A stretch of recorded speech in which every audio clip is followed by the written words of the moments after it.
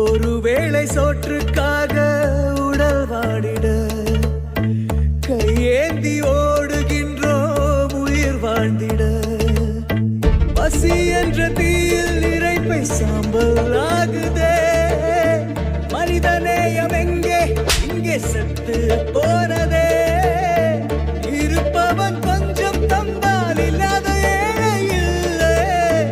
கண் திறந்து இறைவா பாரு எல்லாரும் உன் பிள்ளையே